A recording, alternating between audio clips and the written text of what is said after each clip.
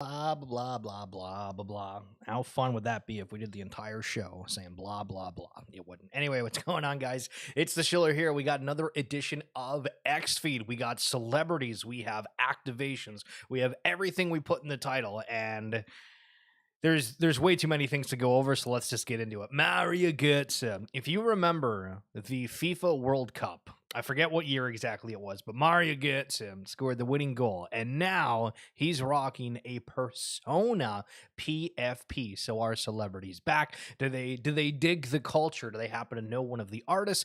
I don't know. Now, funny story kind of with this is I saw yesterday that the In-Betweeners account, we've highlighted it a fair bit here on occasion, and they are a team that had a connection to Justin Bieber. I guess the artist used to work with Bieber, and he even had one of the NFTs as his PFP for a while. But then yesterday they were retweeting some meme coin allocation was sold out, and I was like, what in the hell is going on? Mr. Harry Swan, good morning, sir. Now, if you remember badly drawn Bored Apes, it looks like Pixel Vault and the MetaHero account are trying to do something a little bit similar. Again, that account's been way more active as of lately, so we'll see what's going on with MetaHero. Big activations coming, potentially, as we've seen the Zaya connection, or Zai, if I should say, XAI, and does the people that are bullish on Zai now pay attention to what Pixel Vault is doing? Very interesting how we see this cross collaboration on the tech side and what that could potentially bring.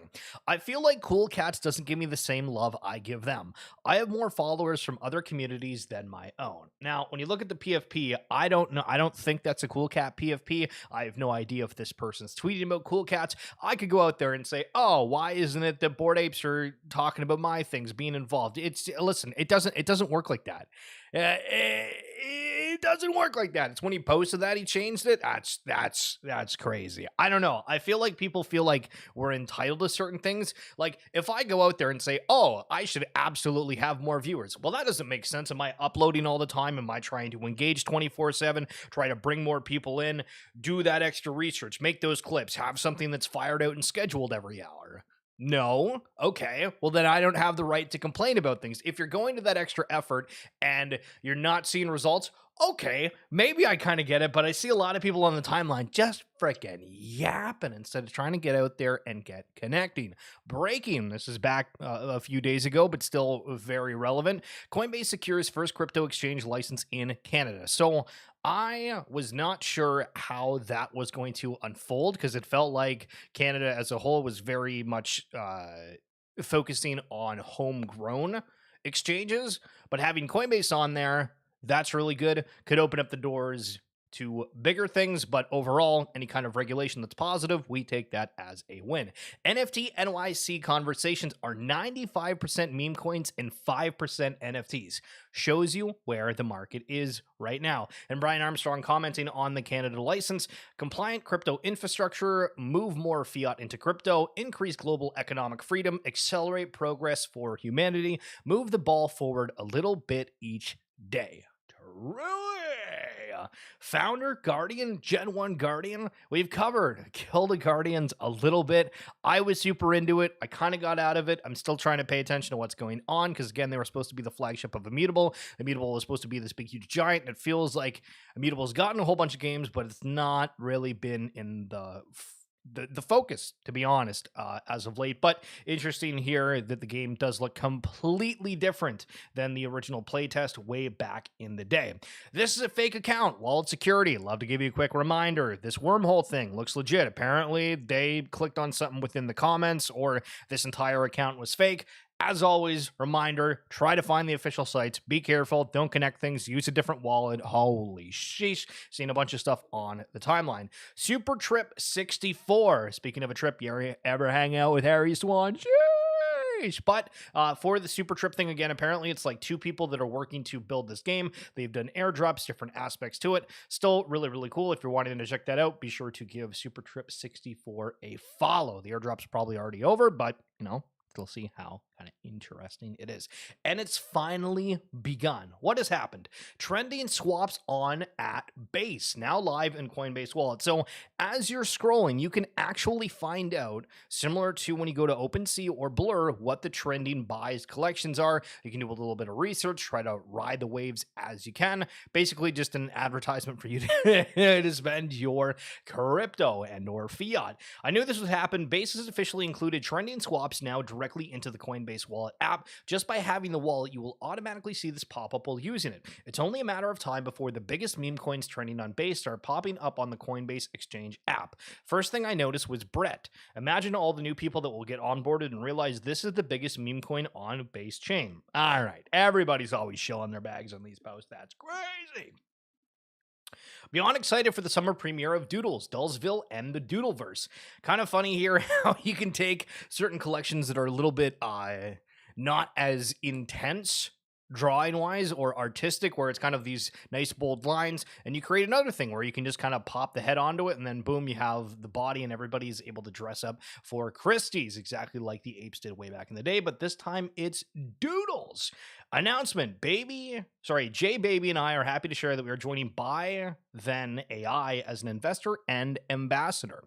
Now, scrolling down here, it's kind of reminds me of like Paper Mario almost, but it's an AI software that can take apes or I guess other objects and transform them into 3D. Now, Aaron McDonald, the Futureverse, showed something similar like this the other day, but this is my second kind of touching point on the timeline, and it's making me think, damn, the technology, AI, everything is moving very, very quickly. Movies are going to become video games, and video games are going to become something unimaginably better if you have the hardware to run it. That's the caveat. But I agree. And I think that we don't really know how these video games are going to look. Is it something where we can play these games and then suddenly the fallout of what happened within the game is now within the movies, and you can say, hey, I'm a part of that movie, right? Everything's all about these touching points for people being able to connect in a bigger way and feeling a part of something. Holy Shiza. Magic Eden and Pudgy Penguins go hard. So I'm not going to play the video audio, just going to let you kind of walk around. If you happen to go to NFT NYC, this is what one of the parties is going to look like. Again, I think these things are cool. I think IRL events are awesome, but my favorite experience, I think, was hanging out with the boys. We were at like some dive bar in New York right near Ape Fest the one day, and it was super fun. And I much prefer those kind of outings versus the craziness that are at some of these, because it's kind of hard to socialize when everybody's cranking music, dancing, screaming, all the fun. Okay, so not Web3 related, but we're going to try to transform it into that. So Optic is a massive esports competitor in multiple different leagues. Might know them from Call of Duty, and they had a partnership here with Juventus. You might have seen as well that Prime seems to be sponsoring every single team. I guess they got a sponsorship with the Raptors the other day as like the official drink sponsor, but these cross collaborations in the world and these creators and getting more people involved in it. If these guys who, again, stream Call of Duty suddenly go out there and they, talk about Juventus all the time, well, maybe that's a good kind of cross collaboration. Smack talk, what's going on, brother? And I saw yesterday in the League of Legends scene, a bunch of streamers that I watched were all talking about the WWE yesterday. All of them. And half of them said, I haven't watched WWE in 20 years. It's like, did WWE secretly sign a partnership with a whole bunch of like League of Legends creators to watch this and commentate on it? Or is there suddenly like an interest in it? And I wouldn't have cared about it. I wouldn't even look at it, but because somebody that I follow for something else is talking about it, you're like, oh, that's kind of interesting. Breaking at FTX official bankruptcy estate has sold the locked soul worth $1.6 billion at $64 a piece. So I think Sol's upwards of like what, almost $200 right now, something crazy. If we go on here, find Solana, it's $180. So damn, FTX, that is tough. Korean streamer has a complete meltdown after Man United's loss to Chelsea. Again, the creator economy. I'm here. Do you want to listen to the commentators? In esports, a lot of the stuff is all based on the people that are content creators, and you'll go and you'll watch this stream and get the commentary of it, kind of like what we're doing here, right? You can go read the people's timeline, or I can give you commentary on it. And I think the whole content creator world is going to be huge. And if you're thinking about getting into the space, now is really the time to really kind of figure it out, get out there, whether it's tweeting, whether it's streaming, whether it's whatever, put yourself out there. Now, this is funny. The Yankees are asking fans to pay $15 to get the sponsored patch on their jersey. So you're going to highlight Star Insurance, but you're going to have to pay $15 to add it to the jersey. Son of a bitch. Blast L2 NFTs are now on OpenSea. A lot of people saying OpenSea got totally wrecked from Blur and Blast, and now they're out there supporting them. Kind of funny. Buy, sell, and make offers on all your favorites on Blast. I still don't really know any NFTs on Blast. To be honest, I haven't seen too many talking about it since the early days. All right, so Mario here, the guy that always fuds Gary Vee. This is a crazy clip. Oh my God. If you're on a different screen, come over here for 13 seconds. Here we go. I'm gonna make a very, very, very simple fucking statement. These paper hands, these 500 to 1,000 NFTs on the floor, are gonna get fucking destroyed. Okay, so just to recap again, the VeeFriends collections were upwards of like 20 to 50 at a point. Right now, they're almost absolutely nothing, and it is crazy. This guy's been going super hard to like showcase the bad things that have happened and the market manipulation per se. Obviously, everybody's done some pretty like shady stuff, but remember when Wendy's used to be yellow? Hell yeah, brother. Boom, 24-hour recap, 55 mil, OpenSea, Mintify, Blur. Wait, show, what the hell are you talking about? Wait a second. Is this Valhalla? Is this another anime collection? What is going on? This looks kind of like a straight rip job here. P2P marketplace is live. Lock your favorite NFT, seed your unlocked NFT, and profit share fees generated by P2P marketplace. Don't totally understand it, but what is Underworld? Is the first NFT collection launched on BT404 protocol, created in partnership with Floor protocol. What is BT404? BT404 protocol not only allows holders to lock and unlock their selected NFTs, it empowers holders to earn fees from peer-to-peer marketplace simply by seeding their selected NFTs. The UDW NFT holders will be eligible for future rewards. Follow the rules and you might find something behind the doors.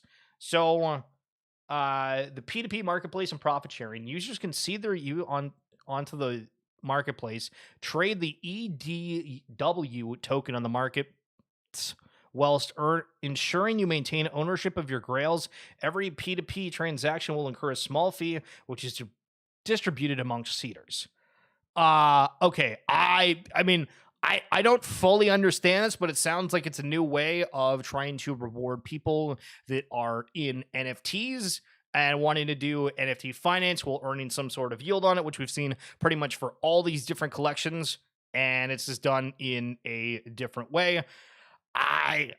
The only thing that kind of I have like a problem with, if you would say, is this, it just looks so similar to a whole bunch of other collections. It's like, sounds cool, but damn, a little bit of originality, please. Star Atlas, good morning. Time to explore high fidelity, kind of cool interfaces within here. We know that the big P or the PvP world versus world thing is happening here shortly, and people are able to play and I believe potentially earn for it. But Star Atlas is starting to come into the news a little bit more, and there is the Starship. Remember, somebody bought one of these for $5 million. DRX. The drug receipts. Yeesh. Our streetwear comes to life. We've been building DRX experience powered by augmented reality streetwear for 2 years now. Every single piece of our catalog includes AR. So if you ever got into Pokemon Go, well, you know a little bit about AR. But here we're seeing what it looks like when it's connected to merch, and I mean, it looks cool when you do that, but I don't know how often I'm going to bring up my phone and be like, let me hover over that and show it. But I guess it is cool for family members that have never seen that, or people that like aren't necessarily in the space. It does look like, hey, this is kind of high tech. So still fairly cool. But again, drug receipts is a part of that Featureverse family. My MFer said Star Atlas, bro.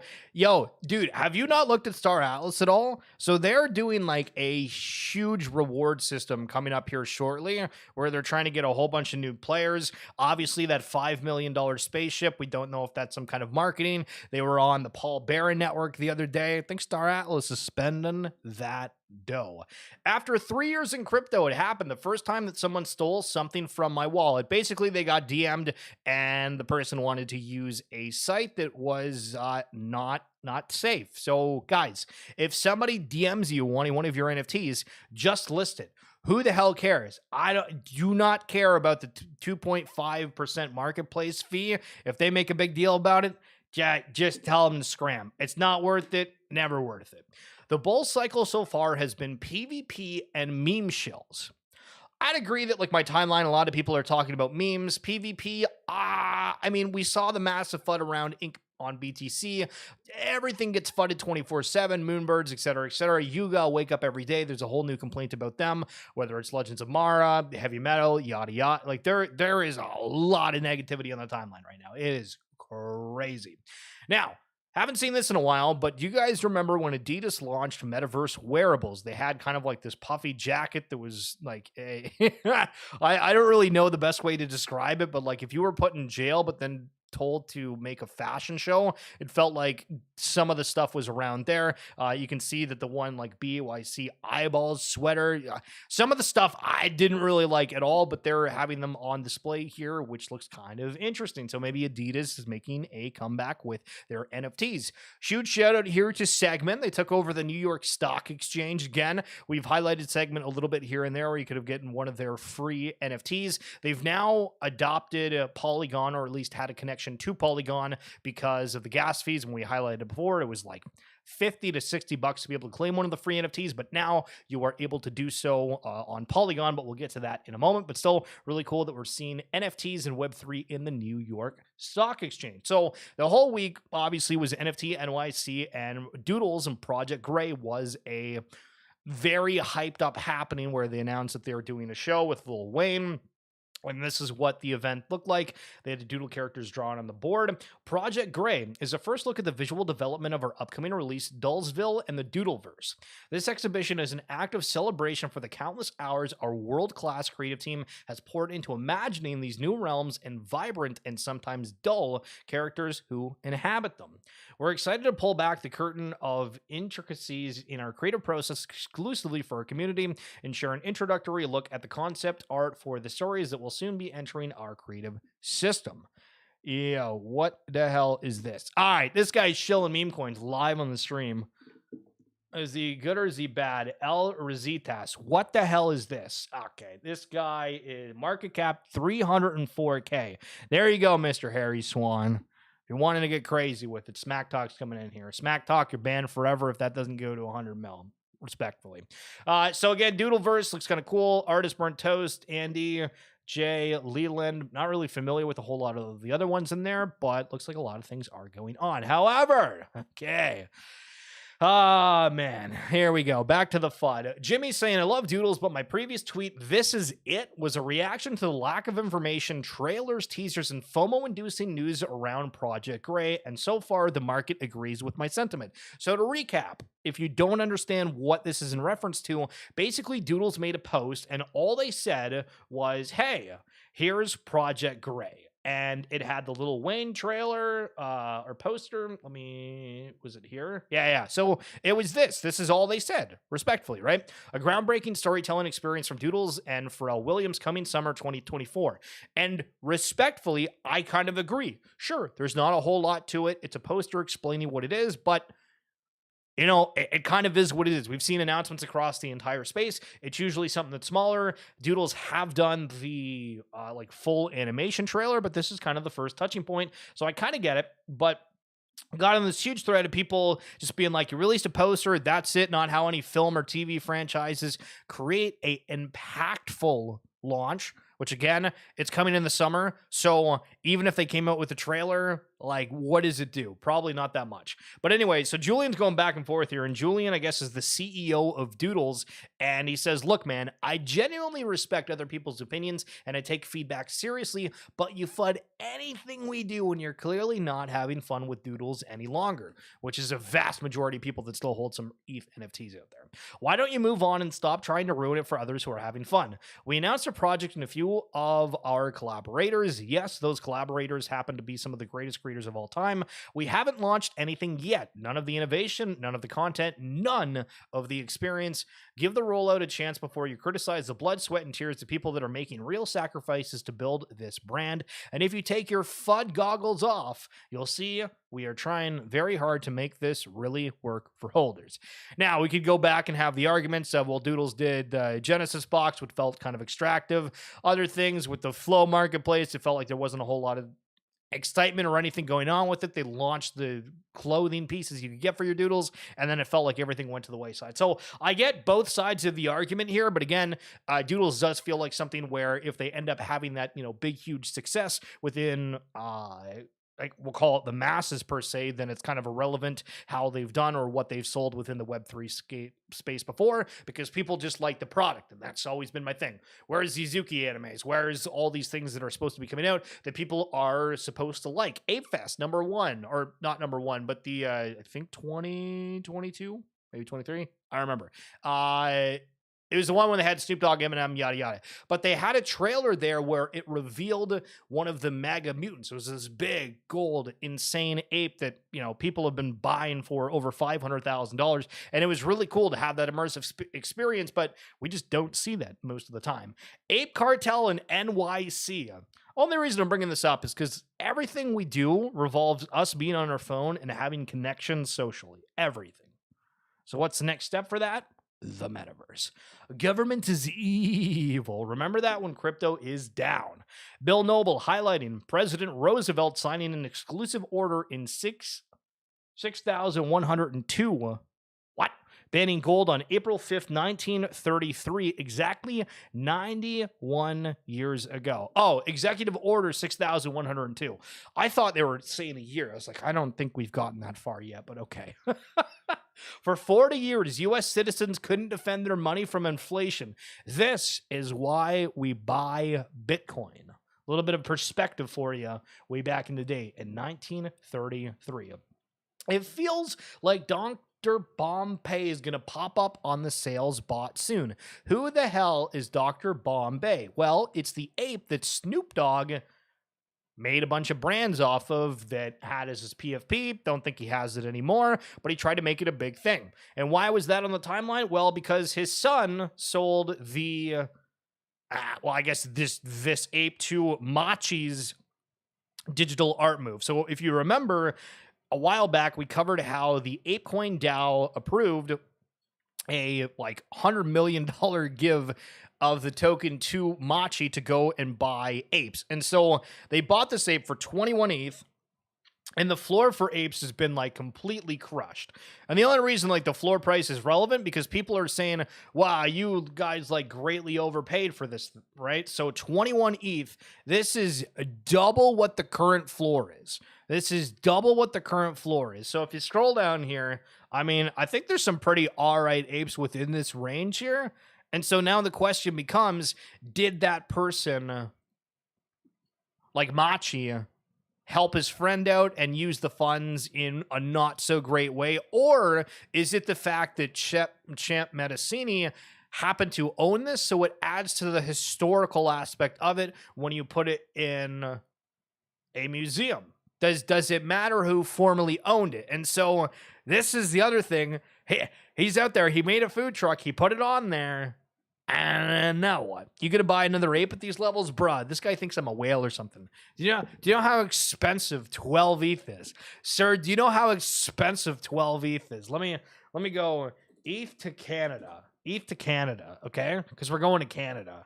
At 12 ETH, that's $60,000 Canadian. So you're expecting mass amount of airdrops that would potentially cover that cost within like 2-3 years. You're expecting that the staking would end up being worth it, and Ape could go to a lot. And those are kind of the two things if you're expecting a return, unless you just love it. Unless you just love it, Smack Talk. And then you will be happy nonetheless. This will seem obvious in hindsight. ETH ETF plus layer 2 growth plus restaking plus billions in annual burn plus low supply in exchanges will drive up ETH price. Wealth effect will bleed down into alts, pushing them much, much higher. Everyone will suddenly feel very wealthy again. New rotation into Ethereum NFTs, blue chips, and new collections. Still very early, but my thesis on how it'll play out over 2024 and 2025.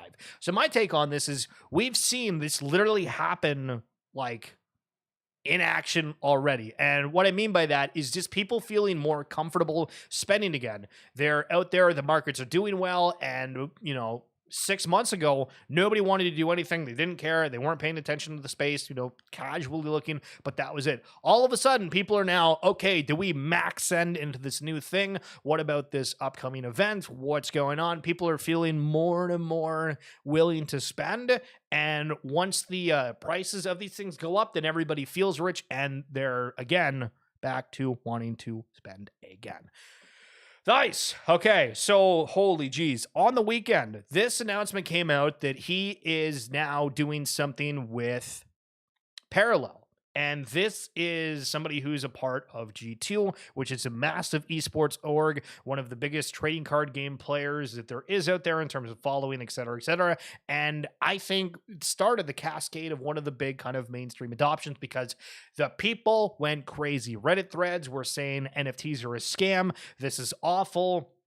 And now we have kind of the two combating here saying, hey, you own your cards, you're able to trade them. You actually know the supply, where if you think of like Magic the Gathering, there's people that go out and buy those massive amounts of boxes and supply, and then the company can go and just reprint that down the line if they so choose, and everybody that bought with the intention to resell gets screwed. This is completely transparent because in the first place, they don't even know how many card boxes were made, so it's all kind of an assumption. So anyway, this caused a huge amount of backlash. We'll kind of scroll over some of the different commentary from that, but we're seeing big players enter the blockchain gaming space. And speaking of big players, a dormant address containing 1,701 Bitcoin, 115 million, has just been activated after 10.1 years, worth $1 million in 2014. So they are up 115x. That's crazy.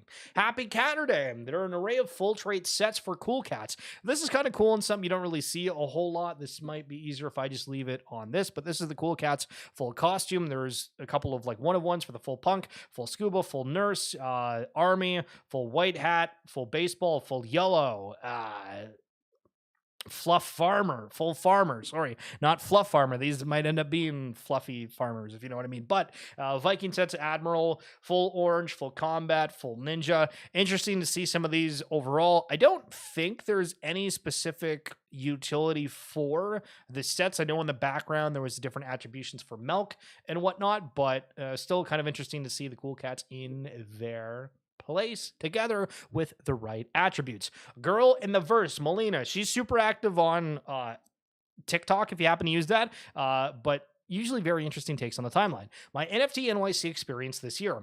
Everyone has been working through the bear came to NYC. A lot of you believe in my work and mission, and for that, I'm grateful. Trust is everything here.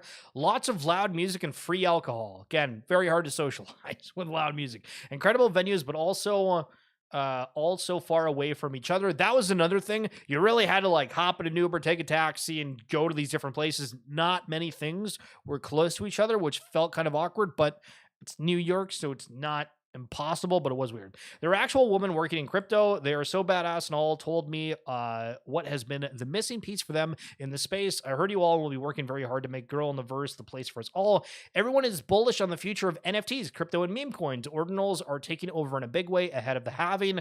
This is interesting that she mentions ordinals because earlier we had somebody saying that meme coins were the talk, not NFTs. The main NFT NYC venue was pretty empty, but the speakers and musicians made it fun to hang out. Yeah, if you've never gone, the NFT NYC venue is always kind of unless it's in like a smaller facility.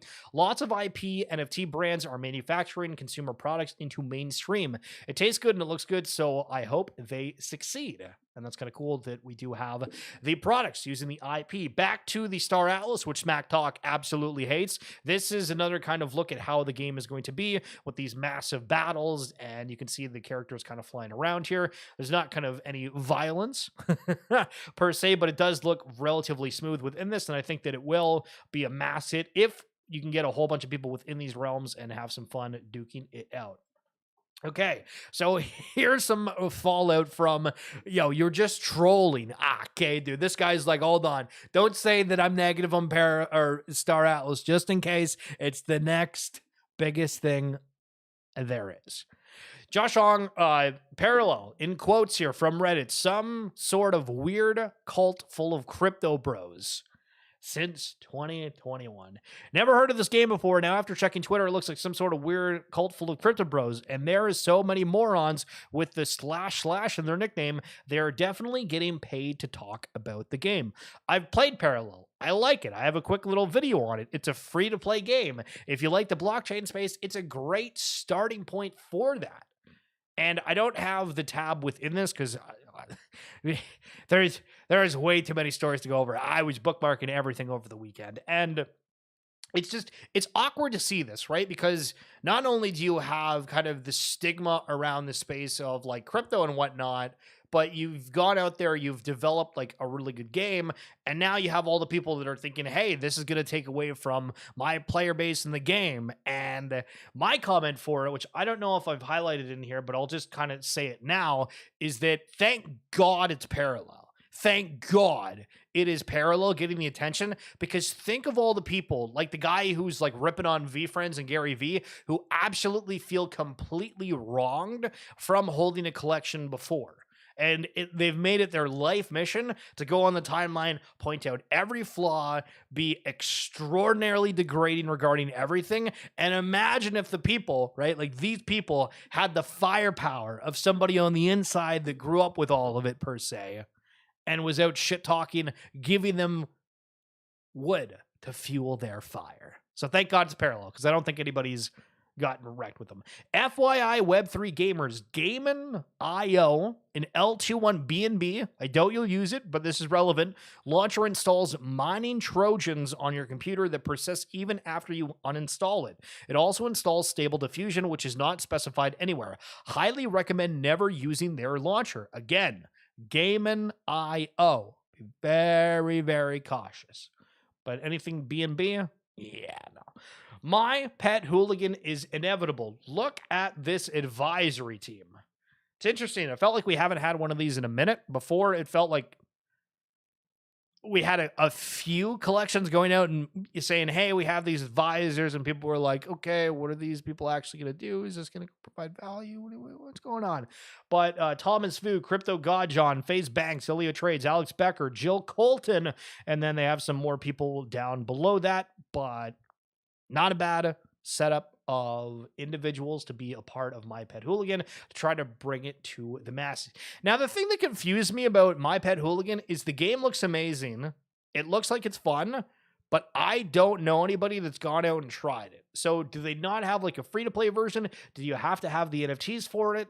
Like, it looks like one of the most polished games, but I just don't know why I don't see it on the timeline more, unless it's strictly from the My Pet Hooligan account. Rapidly failing, says people on Reddit about Parallel TCG, but the daily active users has been absolutely soaring, so very happy to see them with that. What the hell is this? BUIC to basics. Jenkins the Valet. Remember this guy? Announced that he is returning to his humble roots after living the bored and dangerous lifestyle for the last 3 years. Oh, geez. Okay, so do we go on a rant with it? Do we try to break this down? So I went to the Jenkins the Valet NFT NYC event on the first year that it happened.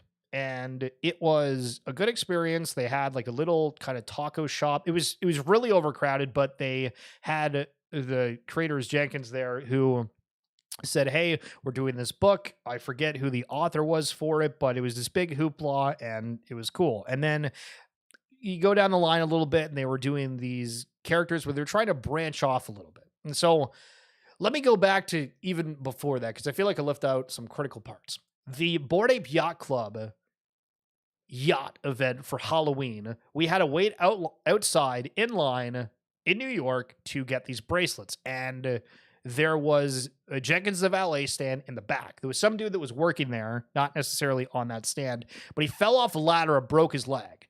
So we're all waiting there to go to a yacht party. We have the ambulance coming up, taking this guy out. He's having the worst work day of his absolute life. And Jenkins is having these keychains and things in the back. And the idea with Jenkins is it was one of the first collections out there that got some kind of funding from Bored Apes. There was some people that got a little bit of cash to run events. I think Josh Ong got like $1,000 and he ran like an NFT NYC event that was like a small side piece, and different collections had different things. And so Jenkins was building this entire story out regarding Bored Apes. And they did that, and they switched to doing a own world build, if you will.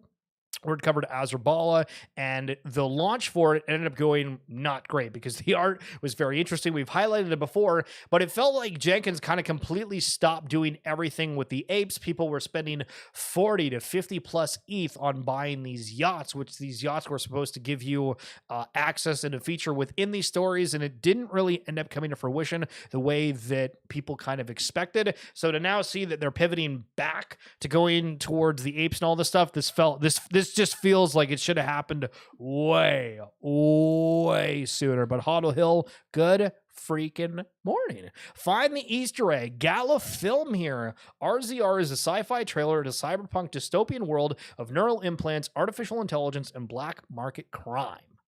So the question is, Go Gala going to be doing stuff that people like? What if you like this movie? What if you've been fighting Gala games this entire time? This is what's cool about this space, is any conceptions that we had previously can be flipped on its head instantly, depending on if they make something that you like. Yo, Kid Arcade, good morning, good morning. Imagine thinking ETH PFPs are going to get back to 100 ETH floor when we're spreading our liquidity across Ordinals, Solana, Base Blast, say Arbitrum, and F knows what else. Root. But this is a great point. And so Luca Nets actually went out and commented on this and said, this is a crazy take. Imagine not thinking that ETH NFTs could go to 100 ETH. And he's talking about like an entire collection. Like, we're not talking about a specific singular NFT. We're talking about an entire collection. And so my response to that, which you might have seen, was, well, actually, let's just read his response first. These takes are terrible. And this is the Pudgy Penguins founder. There will be multiple 100 plus ETH NFTs this cycle. NFTs will soon have their DeFi summer moment. Study the correlation of 2017 to 2020 coins and 2021 to 2024 NFTs. Picture perfect. I mean, I think this is going to have a lot of leverage with this, but my response was saying, okay, so you think that there's going to be multiple, like, entire collections with a floor of $330,000 US at current ETH prices. And the conception, right, that everybody generally, I feel like, agrees with is that ETH is going to double. So you're saying that there's going to be multiple entire collections that are going for $600,000 plus this cycle. Huh? Like, maybe I'm reading too much into it, and he's just saying, no, like, yeah, we could absolutely have like one or two collections at 330K ETH, and it's ones that are like 1,000 or less, right? Like Genesis Cyberkongs per se. Right. This is a crazy bold call, and maybe he knows something, right? Because he's a founder, he's connected with these things. Obviously, we've seen all of this, but it's like, holy shit. Yo, wag me, brother. Wag me. Kid Arcade, LO, me too, spreading myself thin to figure out what's going to be a hit. True. Everybody's trying to go out for that new, latest, greatest thing. And Trader Pops, he saw it. Hell yeah, brother. Hope you're doing well. You got 0.5 ETH. Which one are you buying? So I was going to make a tweet about this. Guys, I've stopped tweeting, to be honest. Like, I'm like, I see stuff and I save it to like give comments on the show. But if you think that you like seeing the tweets too, let me know and I'll post it out here more. But you know, I don't want to wreck the feed. But what I was going to say about this is, so we have MFers, which is a collection that somebody created, and then they basically disappeared, and then they randomly launched a meme coin, and a whole bunch of people made money. But it's like the thesis of, you know, anonymous because the founder was anonymous, and now you have these MFers who are just sitting on their computer. CloneX, huge thing. Artifact ended up buying them. Takashi Murakami has some special traits that he designed on that. Moonbirds, obviously everybody knows the story within that. And then Cool Cats, again, you guys should all know the story about that. But what's weird to me, what's very weird, and I want you to try to answer if you can, why are they all exactly the same price? 0.43, 0.44, 0.46, 0.49. Why are they all the exact same price? Almost all of them have the same kind of collections too, right? 10K, 10K, CloneX up to 20K. So maybe give them a little bit of a pass, right? Maybe you didn't know CloneX was 20,000. But how is it that all of these are exactly the same price? All of them are in ETH NFTs. All of them arguably at one point were called a blue chip. Is it the notion that I've tried preaching of, if a collection hits a certain floor price, then everybody just perceives its value at a minimum of X, whatever X is, we can just say that this 0.45 range is X. Or is there something more to it? It just feels weird that all of those are exactly the same price when arguably they all offer completely different things. Some might say nothing. You're funny. But, art, Cool Cats had the token before. Now they're doing different things. MFers, I don't really think had anything, but they did have a token for a little bit. People are just speculating, holding on for dear life. What the hell is going on? The masses have come in for Avalanche. The Coachella Avalanche sale doesn't make any sense to me. If you guys haven't seen, OpenSea is selling Coachella VIP passes for Avalanche. The argument over the years went from, well, it's bad for the environment, talking about crypto, NFTs, yada, yada, to, well, it's all scams, to, well, we could do all of this without crypto. You can, but to note the trend and ask, well, why aren't you then? Truly. So this is in response to what's going on with the parallel stuff. Obviously, I've been in the space for a while. Again, the huge argument initially was this is bad for the environment, and then it's full of scams, which, I mean, you could argue that both these things, like back-to-back, weren't wrong in the times that they were, and then now it's, well, you could all do this without crypto, which it was a massive, massive talking point all across Reddit. Speaking of the metaverse, the cashier is literally zooming into NYC from the Philippines. Guys, people are afraid of going outside. Or is it cheaper? Am I right? Is it not about being scared that the world and all the videos you see online are crazy, and it's just cheaper to have people zoom in and do everything electronically in the metaverse? I don't know. This is the first time I've seen something like that, and it just makes me think, damn, we are getting closer and closer every single day. In my opinion, Base will not survive if they continue to have this huge delay on withdrawal. 7 days to get my money, driving to the bank in another country is faster than that. So this is the same thing that happened with Blast, where people are saying, I don't want to wait for the withdrawal. And Gino here highlighting saying, brother, just bridge through MetaMask takes 1 minute. So realize some of the official bridges have that delay, but some of these third parties have it where it can happen instantly. Ask anyone in the NFT space who the OG artist is, and every single one will say XCopy. He is basically the art of the internet. I don't like to ruin my own ability to acquire more, but no one owns enough of this legendary artist. No one else can mint 1 million NFTs among 40,000 collectors. No one. Okay. Interesting last point here. No one else can mint 1 million NFTs amongst 40,000 collectors. No one. I mean, if you take the artists across the board, right? Let's say like the Doodles artist, Burnt Toast, the original BYC artist, Seneca. Who else can we take in here? I mean, Chris Wall from Pixel Vault.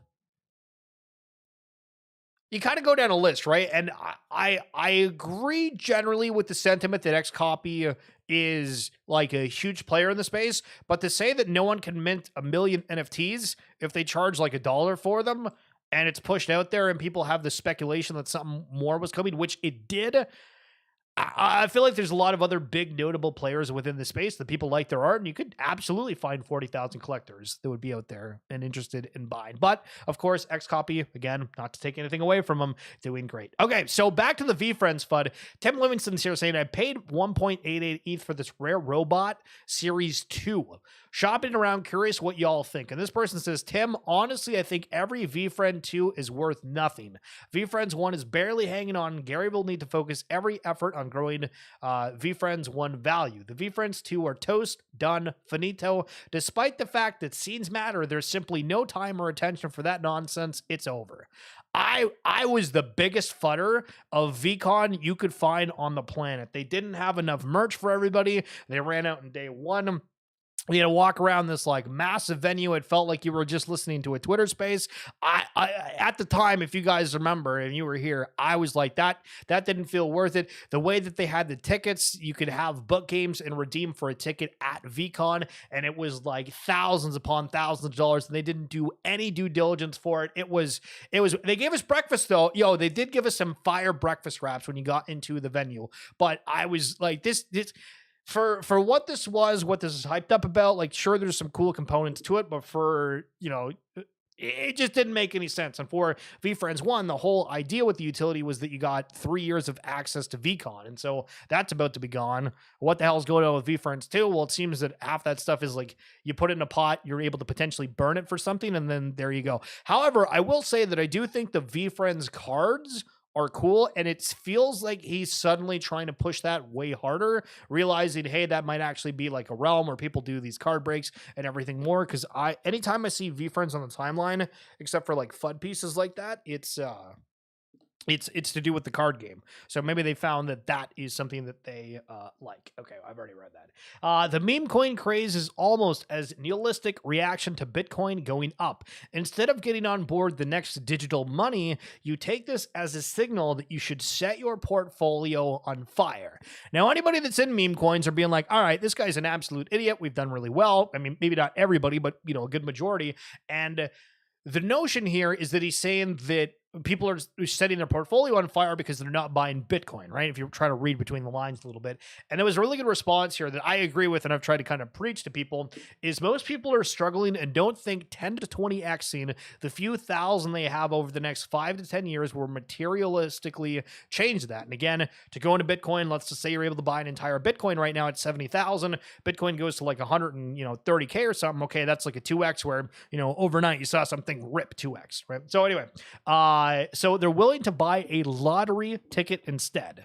Truly, everybody out there buying that lottery ticket, but hey, hope you guys win it. That's it for this edition of XFeed. You guys have been absolutely wonderful as per usual. Harry Swan, Smack Talk, Huddle Hill, Kid Arcade, Trader Pops, the one and only. Appreciate you guys tuning in and hanging out. We're gonna be back tomorrow. If you guys enjoy this, maybe share it with a friend. Just be like, hey, how are you doing? There's this guy named Schiller. They talk about NFTs. You might like it. Would very much appreciate that. If you wanted to support the stream at all, we do have the Twitch Prime subscriptions. If you happen to have Amazon Prime or on YouTube, it's like $2.99 a month. Next to my username on this video, you should see a thing called join. If you're wanting to help support that way, that'd be cool. But otherwise, I'll see you tomorrow and I'm done talking. Done yapping, brother. Bye.